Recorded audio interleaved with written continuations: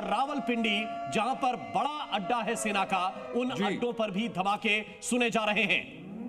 देखिए, इस वक्त देश में भी एक तरफ जो इंटरनल सिक्योरिटी है उसको लेकर के गृह मंत्री जम्मू कश्मीर के एलजी उनसे बात कर रहे हैं। इसके अलावा जो बाकी बड़े सुरक्षा बल हैं अपने, उनके बड़े अधिकारियों के साथ भी बातचीत की है केंद्रीय गृह मंत्री अमित शाह ने। लेकिन इस सब के बीच में जो खबरें पाकिस्तान से निकल कर आ रही हैं, वो खबरें पाकिस्तान के लिए बहुत ही ज़्यादा कष्टदायी हैं।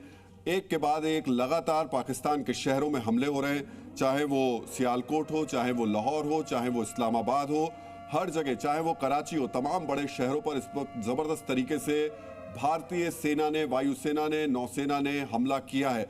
तस्वीरें बहुत हद तक साफ होंगी। सबसे बड़ी जो खबर है जो हमें पाकिस्तान के सोर्सेज से मिल रही है, जो पाकिस्तान में सोर्सेज हैं वो बता रहे हैं कि वहाँ की लीडरशिप में भी कई तरीके के बदलाव हो सकते हैं या हो रहे हैं। मुझे लगता है कि आज रात पाकिस्तान पे बहुत भारी है, क्योंकि सुबह जब हम पाकिस्तान की तस्वीरों को देखेंगे बहुत कुछ बदला हुआ होगा। बिल्कुल आप सही कह रहे हो। उसमें सबसे बड़ी बात है कि हमें क्या करना है। हमारे लिए हमारी गवर्नमेंट 3 लेयर पे काम कर रही है अभी, और वो चौथी लेयर जो है वो हमें अपनी करनी है। अभी आज जश्न मनाने का वक्त नहीं है, आज बहुत सतर्क रहने का वक्त है। और गवर्नमेंट भी देखिए आप, एक मतलब उसने काम पूरी तरीके से बांट रखा है।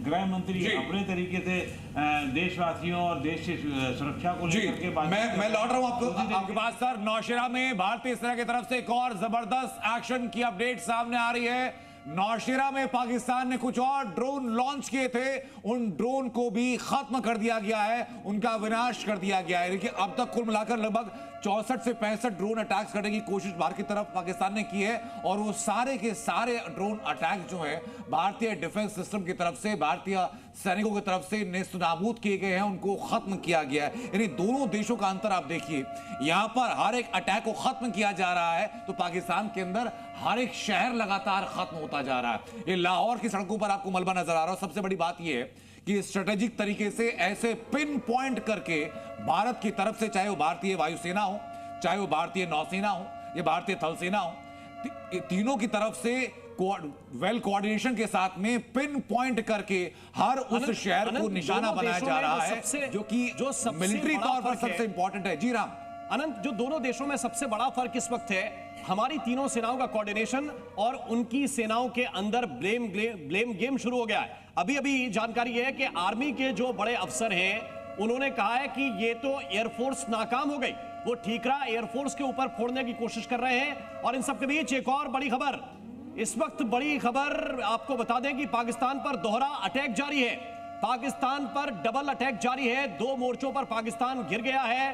खबर यह है कि बलूचिस्तान की तरफ से भी बड़े हमले किए जा रहे हैं। बलूचिस्तान में बीएलए ने रॉकेट लॉन्चर से पाकिस्तानी सेना को निशाना बनाया है।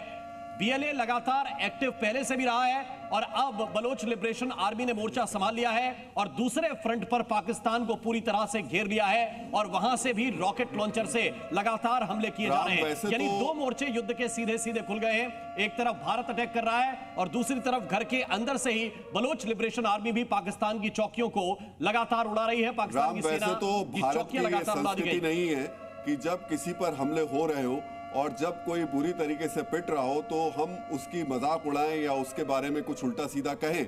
लेकिन पाकिस्तान असल में इंसानों वाली स्थिति में है ही नहीं, वो राक्षस प्रवृत्ति के लोगों से घिरा हुआ है और उन्हीं के द्वारा संचालित किया जा रहा है। इसलिए जब वहां पर ये सारी चीजें हो रही हैं तो मुझे लगता है जितने